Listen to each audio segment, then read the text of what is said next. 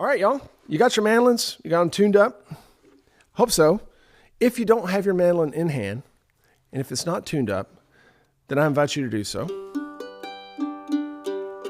I'll give you just a minute or two as I introduce what I'm going to be teaching tonight to be sure and grab that instrument, because we're going to do some interactive playing and picking with each other tonight.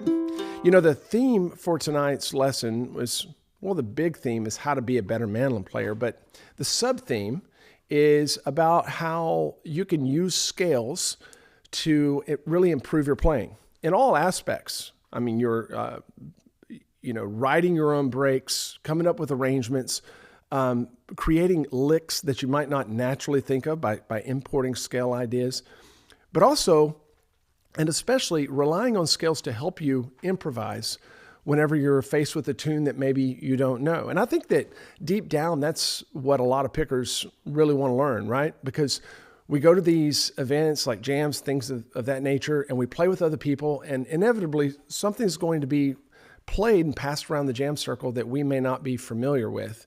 And we want to be able to offer something good, right? And I think that whenever you're learning and you, maybe without even wanting to, you become a little too dependent on tabs, it creates some anxiety whenever you go into those situations. Like, what do I play? If I don't know the song, how do I play something that's going to be tasty?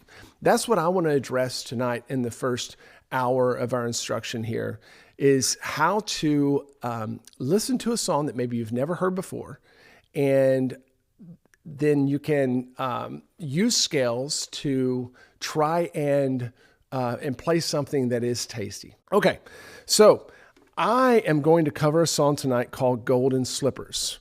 And Golden Slippers, traditionally played in the key of G, I think, although when you look at Golden Slippers in the Fiddle Fake book, they actually have it in the key of D. So you may encounter it in the key of D. We're going to do it in the key of G tonight. In fact, all three of the teachers tonight are going to be talking about the G major scale, just to have a common curriculum to base our lessons off of. The fiddle tune Golden Slippers is very much a G major sounding fiddle tune. There's no notes in that basic melody that fall outside of the G major scale. So it's a great tune to use as an opportunity to try out some scale ideas and scale licks, okay? So the first thing that I want to do, though, is just to review the G major scale with you. And each of the other teachers are going to also be referencing this G major scale. So this will be a good foundation for the whole evening. I created a new graphic that I've never done this before, although I've taught the topic several times. It's going to look a little funny maybe, but it's this color-coded scale, 2-octave G major scale, that you might even call it kind of a heat map, although I don't want you associating the blue and red with hot and cold necessarily. But this 2-octave G major scale,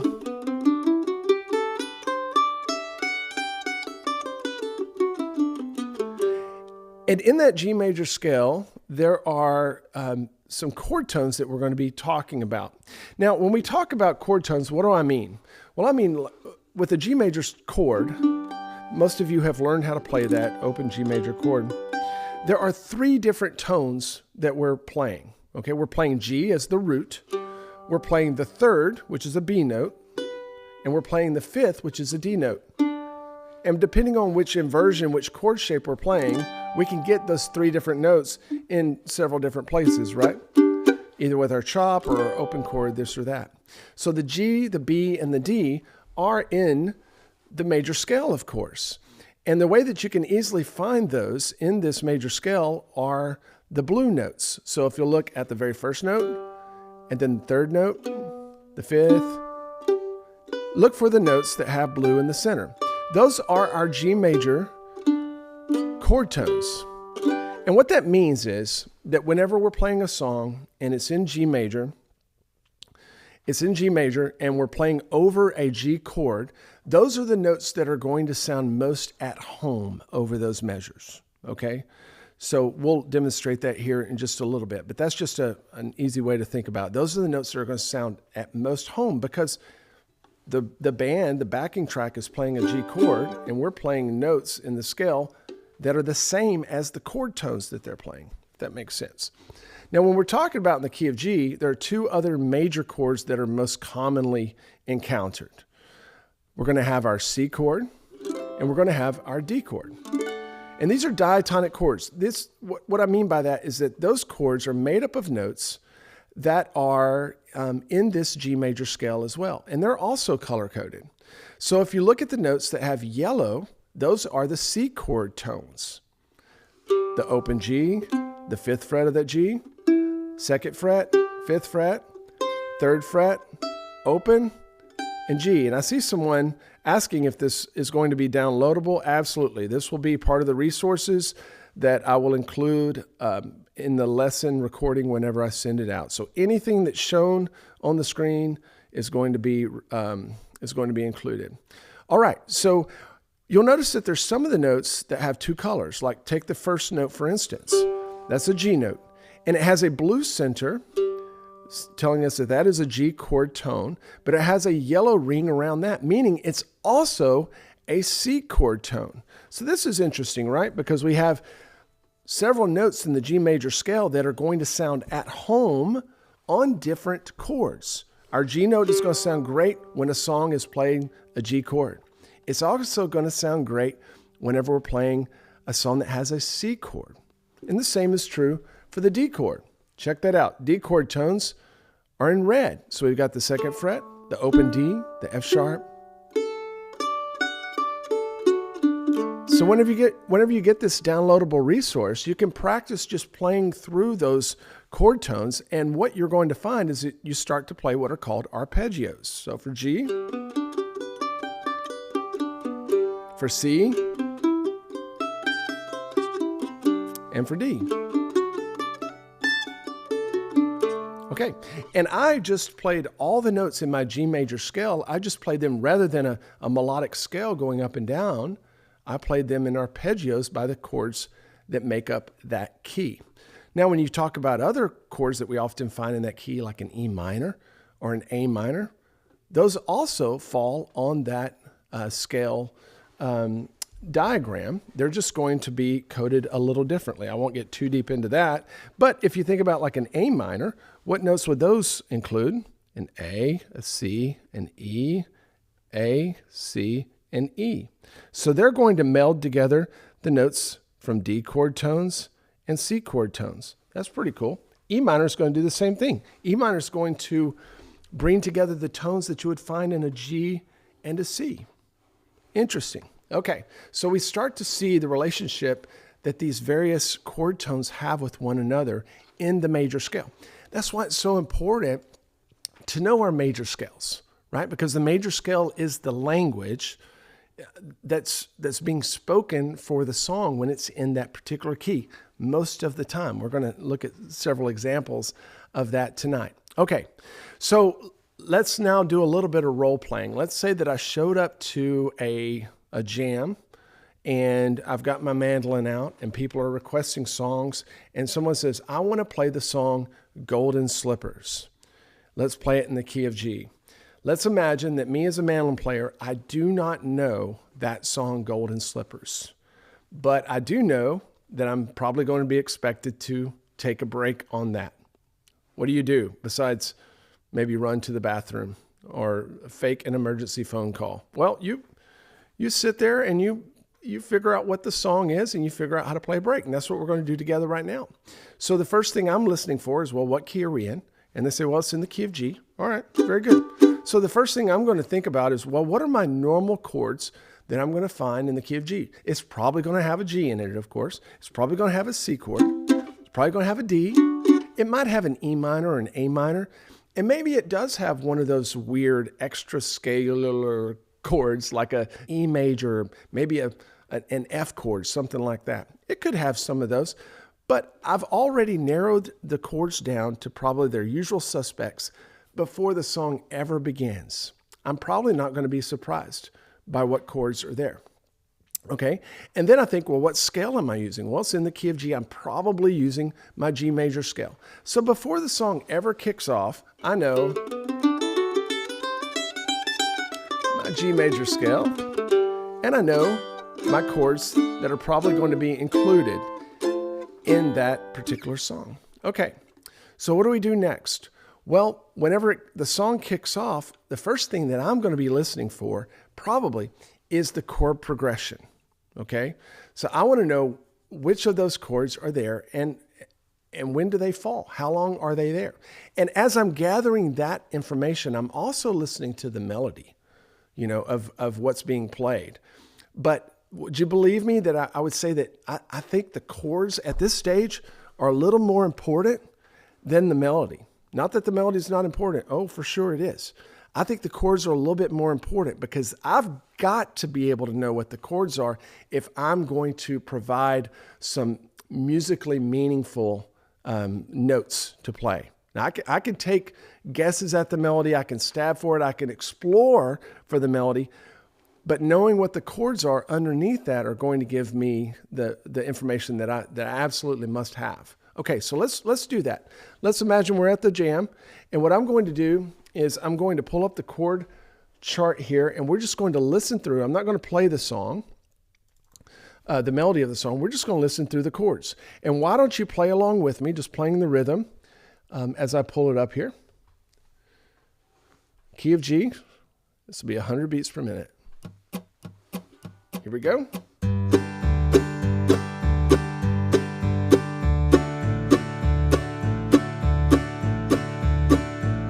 Let's repeat that.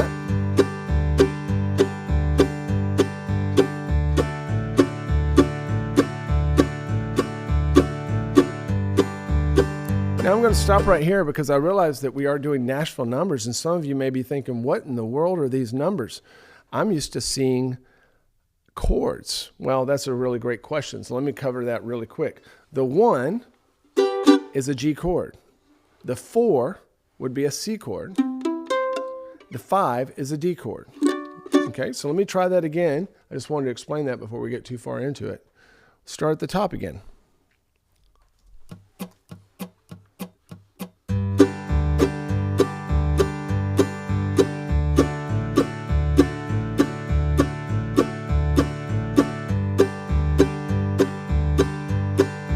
So it repeats this A part.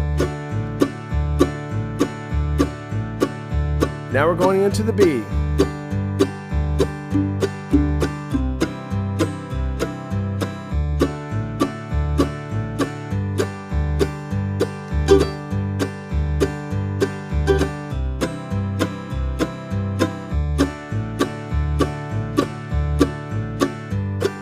Okay, so one thing I want you to notice is that there are no chords in this chord progression that are outside of what we expected, right? So this is a great song to practice this with because there's no outliers there, right?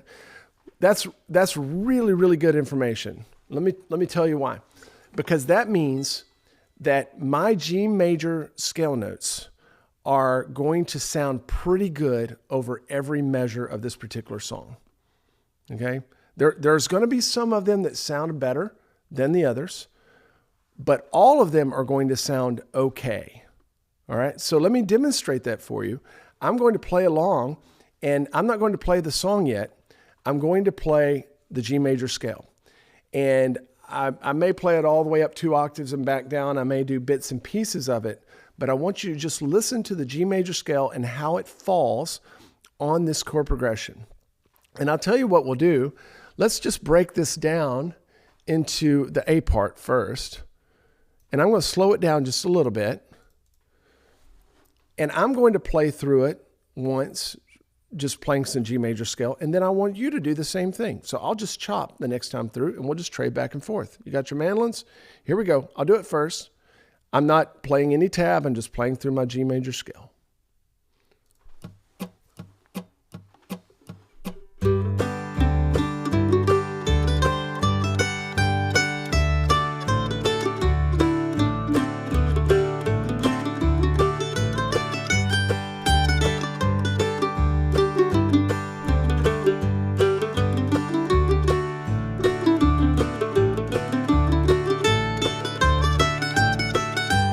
You try it.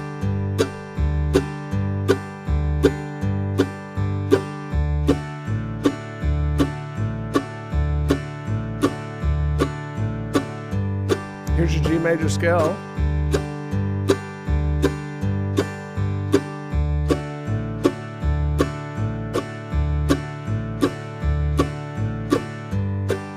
Okay, now, how did that go? All right, now if you're not familiar with the G major scale, it'll be kind of frustrating because you're like, well, I don't know what to play and I didn't have my tab there. That's okay, calm down. You'll learn your scale and you'll be able to get a grip on it where you can just play it at will. But what you'll notice when you listen back to what I did is that the G major scale sounded pretty doggone good just by itself, going over those progressions, right?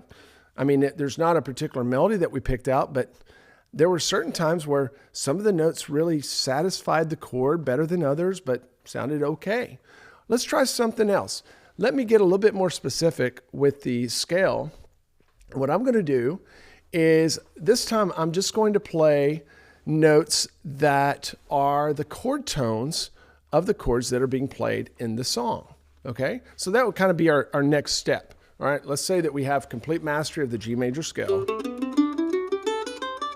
And then our next step would be, okay, I need to know what my chord tones are for each one. So I know that my G chord tones, and then my C, my D. All right, so I've got my arpeggios ready. I know which notes belong to the chord tones of each chord. Very helpful, because what we talked about was that it's those chord tones that sound most at home. Okay, so now we're going to play again. I'm going to play again, and I'm going to just play chord tones that match the chords that are being played. Let's see how that sounds.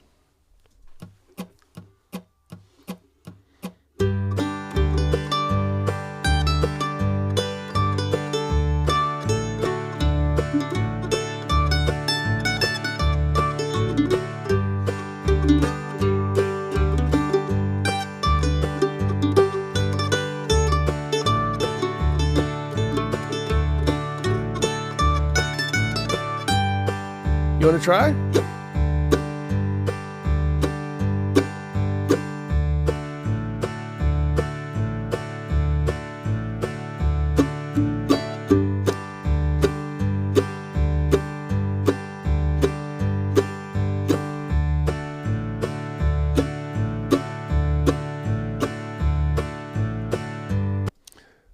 Now, what did you notice about that as I played through? Did you notice, did it sound a little different than whenever I was just playing kind of random scale notes? To me, it started sounding musical. Did it do that to you? I mean, I think I broke one note right at the very end. I played a note that wasn't in the actual chord tone, but otherwise I was just playing arpeggios to the chords that were being played by the band. Okay, I hope that you're beginning to see what I'm laying down here is that it's going to be possible for you to immediately improvise over a song that you've never heard before by simply knowing a scale, knowing what the chord tones are, and knowing what chords are being played. Yeah, you could do it. You want to try that again? Actually, I'm going to slow it down just a little bit more. I wonder if you can try it with me one more time. And then, of course, you can use the backing track that I have there on the side, or you can get a strum machine, and you could do this yourself as well, okay? All right, there's your chord tones. I know this is your first time to see this particular chart and try to read the color coding there. But I'm going to slow it down even a little bit more, and let's try. So the first three measures are G. So just try playing the notes that have blue in them. I'll do it first. And then the only other chord that we're messing with in the A part is the D chord, the 5 chord. So at that point, you can hear the band change. At that point, I'm just switching to notes that have red in them. Let's try it. It's a little slower.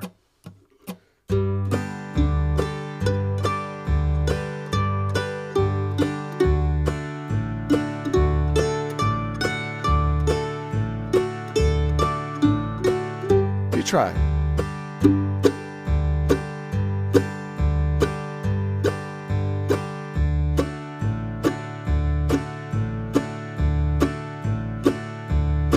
All right, I'm going to try it one more time.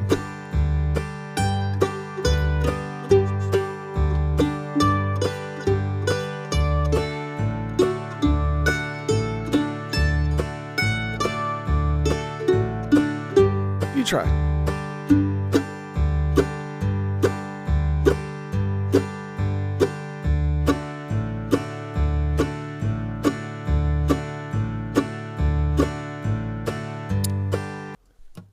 Okay, what'd you think? Were you able to do a little bit there? This is something that, is going to take a little bit of practice because there is a prerequisite of being comfortable to grab the major scale, right? And then learning what your chord tones are. But y'all, once you get that down, you can start playing along to any song. Now, of course, we have to ask the question, what's the melody? What's the melody? We'll get there. But what I wanted to do was just show you that right off the bat, you can start playing things that sound good. Now, when you have that major scale, here's the cool thing, is that yes, we have all those chord tones, but as we saw in the beginning, all of those major scale notes sound okay over the various chords. So what I can begin to do is instead of just playing the chord tones, I can play other notes in the major scale that connect the chord tones. Does that make sense? All right. So the way that I can make it sound good is I can, whenever the song switches to a different chord, I can make those chord tones like more prevalent or make it land on those chord tones, right? And not the other tones in the scale. Okay, let me see if I can give that a shot. All right, and what you're going to see is that I'm going to do much the same that I did earlier, but like for instance, let's say those D chord tones. You see let's take this 4th fret on the D string, that F sharp, next to last note on the first line. Actually, I can draw on it, right? This note right there. So that's a very, very strong note in the D chord. That's one that really, really sounds at home in the D chord. So whenever my song goes to that 5 chord or that D chord, I can kind of major on that note. I can make that note more prevalent. And I can use these other notes around it to help point me there, right? And help resolve. So when it goes, when I'm playing over a G chord, I'm going to major on these notes with blue. And then as we go into the D chord, I'm going to major on these notes with red and use the other notes to help me get there. Okay, let me just try that. I'm still not worried about the melody right now. I'm fixing to be, though, because the melody is very important. Let's try it. It's just the A part.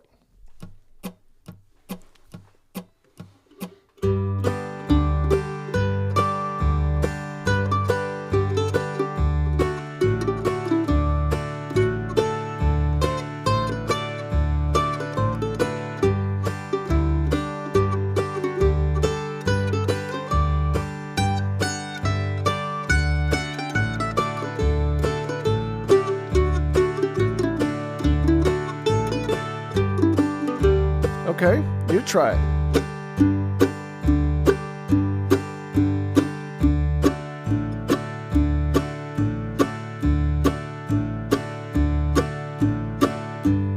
Try it again.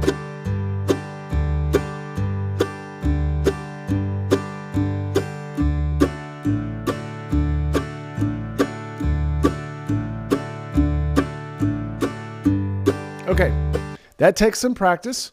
It takes some, what I would call scale fluency, right? To where it's just like speaking a language. It's when the words get so automatic in your mouth that you don't have to think about how to pronunciate them. You just recall them and use them. So we need to get to that point with the scale. How do you get to that point? By doing exactly what we're doing here. That's how you do it.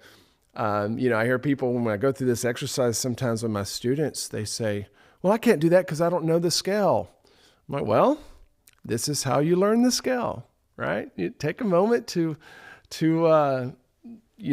work with the actual tab of the scale and then play it by memory and then start just playing along. And, I think being able to play through the scale linearly is very good. And I think that Wayne's going to work on some exercises with you where you start doing other exercises to really own the scale. I'm not going to dip too much into that, but things like what I call a circular scale.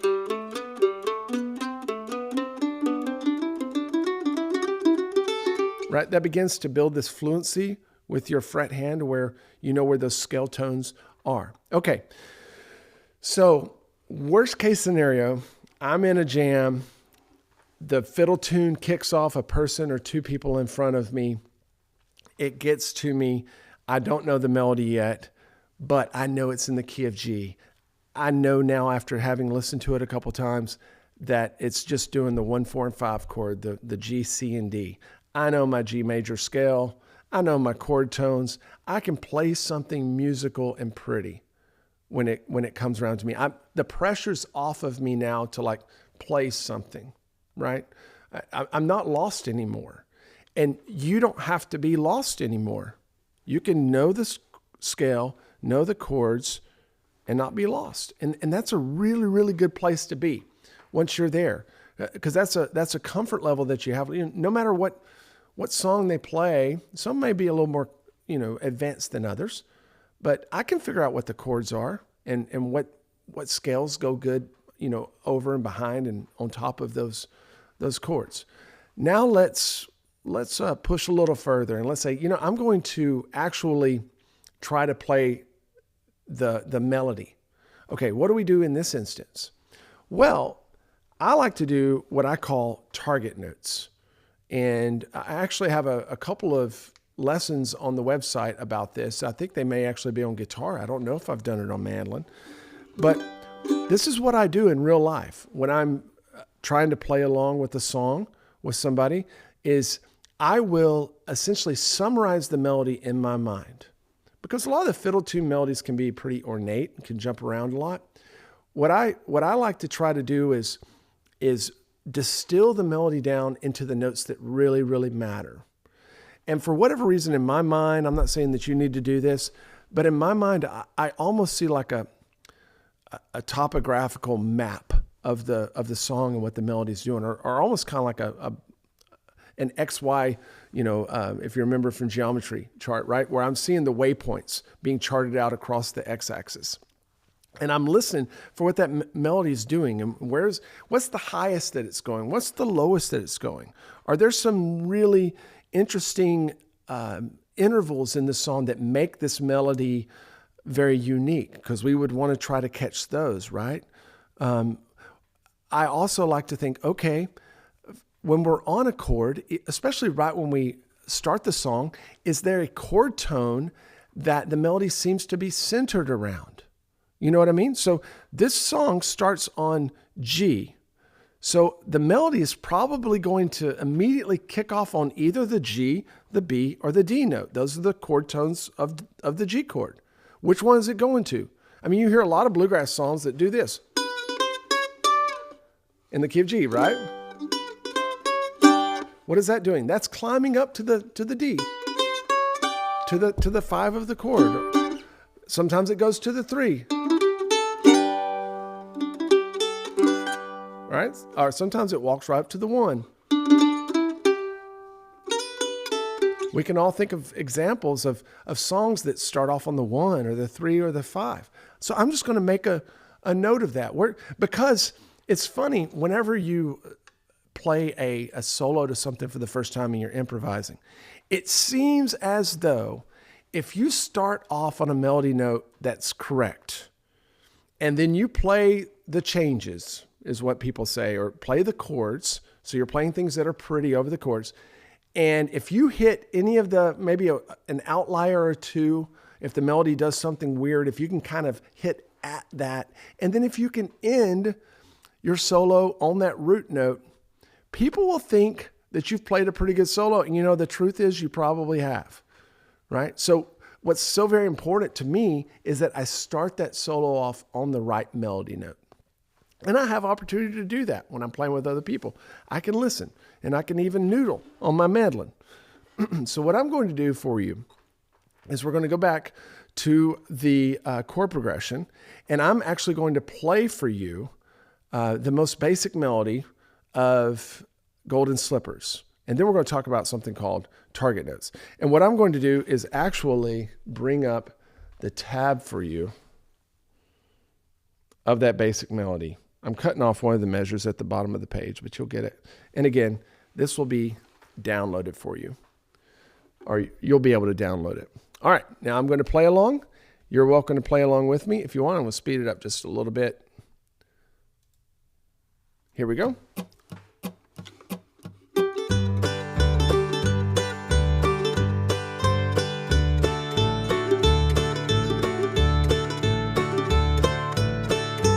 Repeat.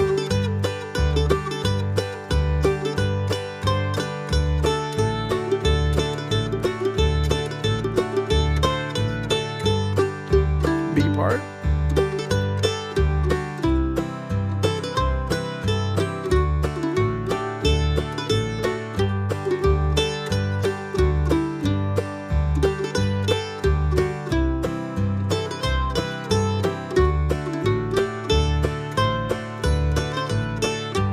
Okay, could you hum that now?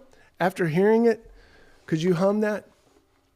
You know, that's a melody that I think that a lot of people recognize, even if they don't know that it's called Golden Slippers. Let me fix my tuning in here. It seems like that we've all heard that to something, and I think it's used in a lot of commercials over the years. But can you hum that?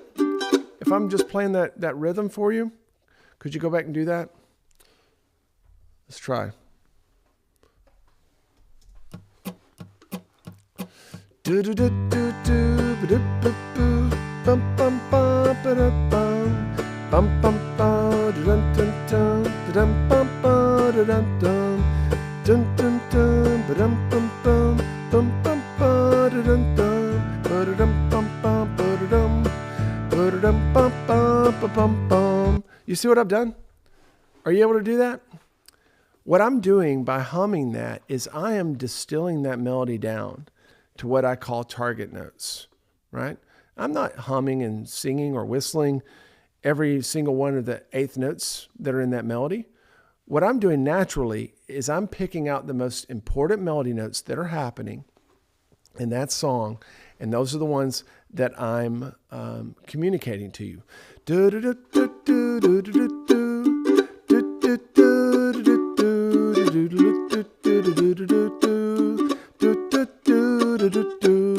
I would say that if you're not able to do that with a song, that you probably are not able to improvise on a song in a good way.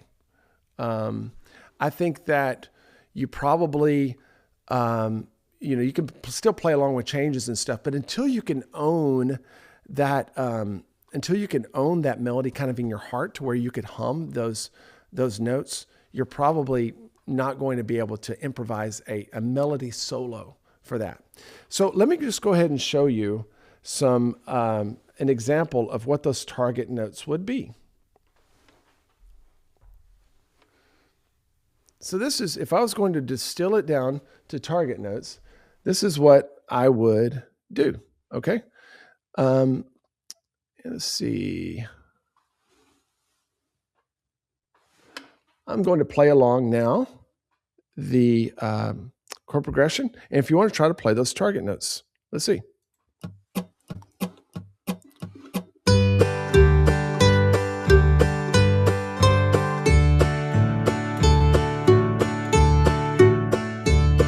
Let's do it again.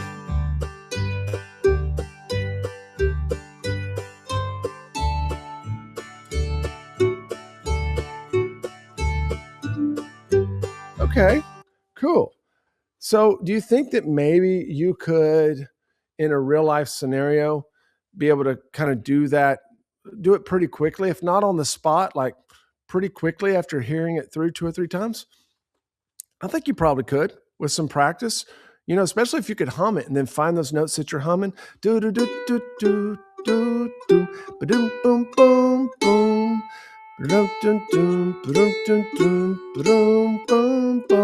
Oh man, if you could do that, you are so on your way to being able to improvise a solo on the spot.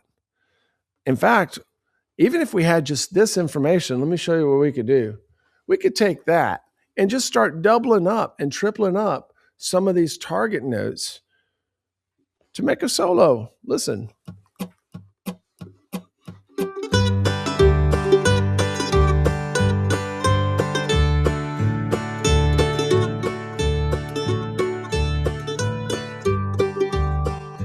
cool, huh? So all that I did there was took the target notes and just doubled them here and there. What if I took those target notes and I just kind of pushed and pulled them a little bit, right? So I don't have to wait for them to fall right on those half notes. I could push and pull them a little bit. What would that look like?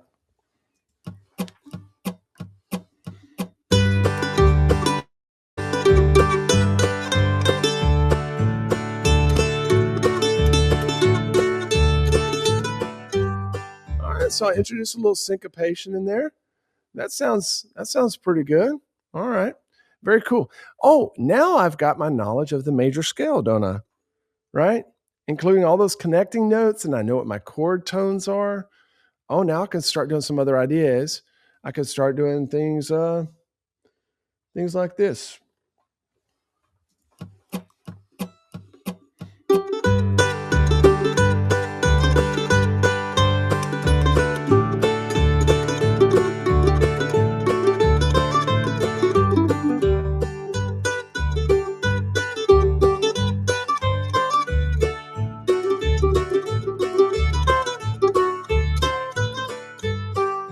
Oh, now I'm getting into actually playing a solo. And guess what? That was improvised. It wasn't brilliant. And there's a couple flubs, but that's okay. I'm still playing notes that sound really good. And if you asked anybody in that jam circle, I'm playing melody notes. I'm playing that actual song. Let me show you some tab to something similar to what I just played. So these are all the target notes are still there. If you compare this with the target notes, they're still there. I just want you to see that. Target note, target note, target note, target note. Do, do, do, do, do, do, do, do, do, do, do, do, do, do. All of them are there. All that I've done is added some scale notes in between those target notes. And y'all, these notes that I've added in, they're not from some magical spell book. Those are from my G major scale. We already know them. Let me play it. I'll play this A part for you as written.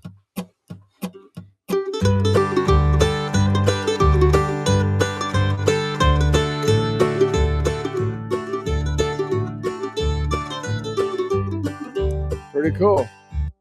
Pretty cool. All right. I know that some of you are asking for standard notation as we go. I don't have the ability to pull that up right now. I know that on David's tabs, he includes both standard notation and the tab. I usually don't for a couple reasons. I know a lot of you don't read standard notation. And the other thing is that the tab can actually give you a little more information than standard notation can give. So I would say that if you're only a standard notation reader, and I'm a classical piano player, I love some Bach, I love some standard notation, but a tab on a bluegrass instrument can give you more information for reasons like this. If I was going to play something like and I was going to write that out on standard notation, D, F sharp, A, I don't have a way on standard notation to let you know that that F sharp is on this string, 9th fret, versus this string, 2nd fret, right? So that's one of the reasons why I will have tab versus standard notation alone. But I'll tell you what I'll do, because there's a lot of you asking about that, is that in the downloadable tab resources that I have for you, I'm going to go back and include the standard notation in those, okay? That way none of you will hunt me down, even in these icy conditions, and stick a pitchfork through me, okay? I'll do that for you. No problem. Okay, pretty cool. Y'all want to look at the B part right quick? We got a few more minutes, then I'm going to look back through the questions, Q&A, and answer any questions that I can for you. What about that B part? Can you remember what it sounds like? Let's just play the chord progression and see if we can kind of remember what it sounds like. This is the B part.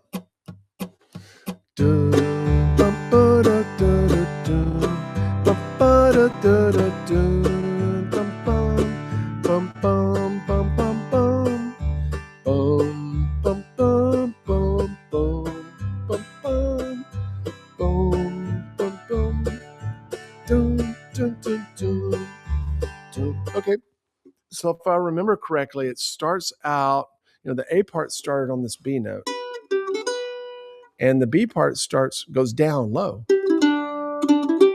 and then climbs up to the B.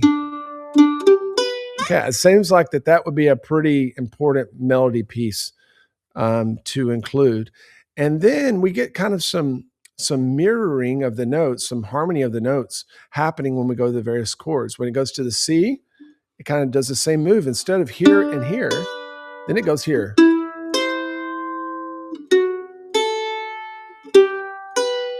Isn't that cool how Golden Slippers does that? It plays those sixth intervals. And then a third interval and another third. Pretty cool. So I wonder if we could play along now and use the target notes. Just try playing the target notes without worrying about the scale too much. And it would look like this.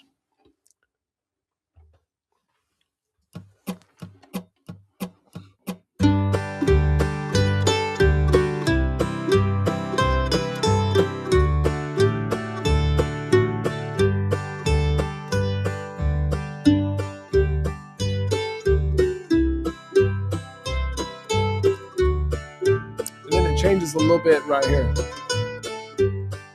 So this fiddle tune's interesting in that the second time through that B part, the chord progression is actually a little different. So it's not technically two B parts being repeated because the D chord hangs out for a little bit and the melody changes a little bit. Okay, but if we were to add some scale options, what would that look like? It would look like something like this.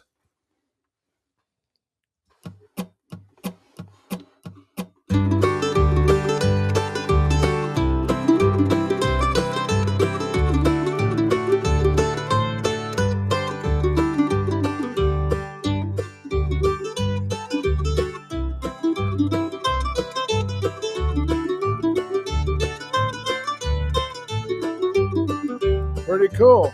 So that's all scale notes. There's nothing in here, y'all, that's outside the G major scale. And the cool thing is, you'll get these tabs, is that all of these target notes that we hummed together are located here. Da, da, da, da, da, da, da, da, bum, bum, bum, bum. So what's these other notes in between? I'm just drawing them from the G major scale. That's all. All right. So, it's really not rocket surgery or brain science to be able to hear a fiddle tune. And after you're able to discover what the chords are and hum along with those target notes, you're armed with your scale. You're armed with which notes sound best over certain chords. You can confidently play at a song, right? And the first time you hear it, right? When it's introduced in a jam. I hope that gives you confidence to do that. And to also underscore the importance of knowing your major scales or knowing how to find them, right? And the other thing I like to point out to folks is that when you know your major scale, you know so much more because there's all these notes in between your major scale notes that bring some interesting flavors and flares into your playing, right? So if you know your major scale, let's go back to the scale. And a lot of y'all will be happy because this has some standard notation in it. So you've got all your major scale notes here, but there's also all these frets in between, right? There's a third fret right there. There's a first fret right there. There's a fourth fret right there. And so many of those notes in between your major scales are what we often call blues notes, right? They're minor substitution notes. And that's what's going to bring a lot of good flavor. It's actually hard for me to play through Golden Slippers and only keep it on the major scale, to be honest. I want to do stuff like this.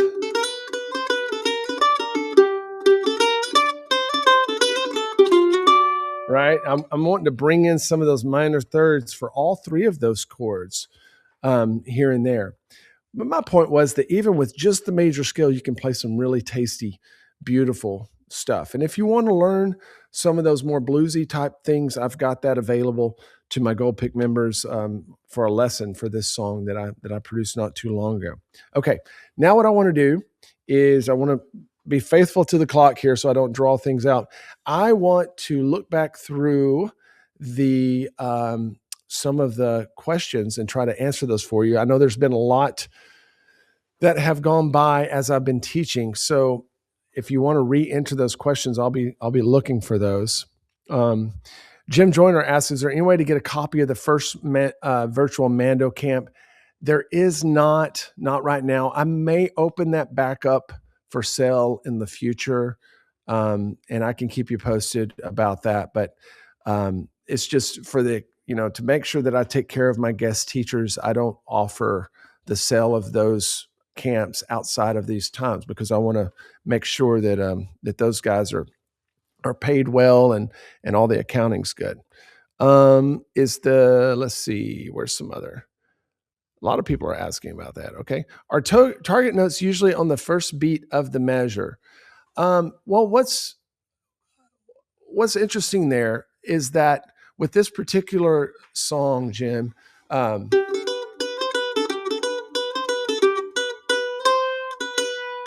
it switches to that D chord, the first time it goes to that 5 chord, the first note of that measure is not a chord tone for D. And I think that's one of the things that gives this song kind of a little different sound, right? Okay, so you might say that target note that you would hum would actually be the one that lands on the second beat of that measure. But very often, yes, it is the first beat of that measure. Are the songs and exercises available after the chorus? I don't know what you mean by after the chorus, but I'm going to have everything that you see here, all of these tabs and everything that any of the teachers use will be available for download when I send that link out to you. All right.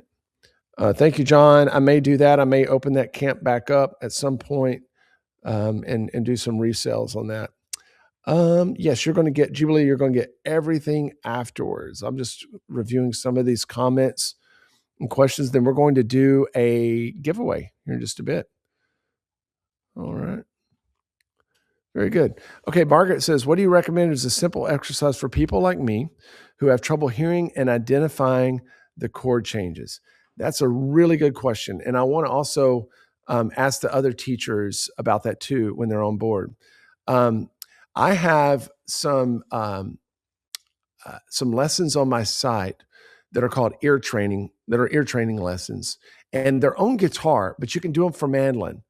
And what I do is I play through chord progressions and I quiz you on it, but I don't just do it just out of the blue. What I do is I teach you how to recognize relative pitch first. Okay.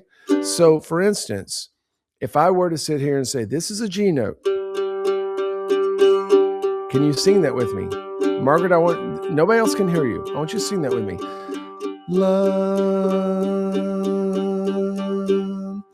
Now I want you to sing this note. Love. That's a C note. Okay. So can we do those back and forth?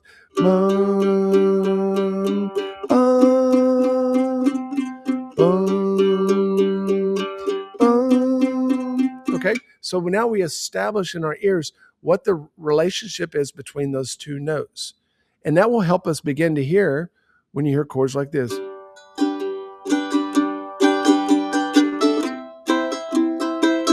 Right? You're hearing those notes that you just sang. So in that lesson, we practice singing certain chord tones, and then we listen to chords that correspond with that.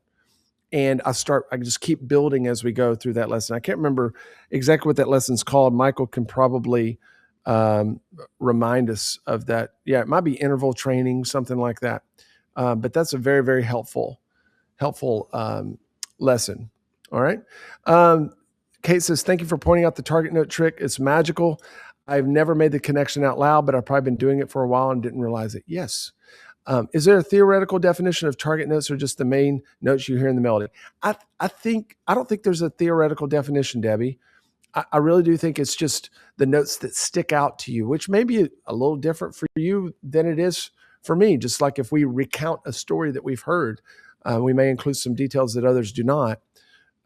But I love trying to listening to a song and then trying to hum that melody after I've heard the song, right? And my dad wasn't a formally he wasn't didn't have any kind of formal music training. He didn't play any instruments, but I could tell looking back that he was very musical, specifically with rhythms. He was always beating on something, on his truck dash or whatever. But I remember he would get so frustrated if a song came on the radio that did not have a melody that he could remember. And and so as country music progressed, he was more frustrated, right? But he'd say, listen to this song. And he would say this, he goes, I couldn't whistle it if I tried.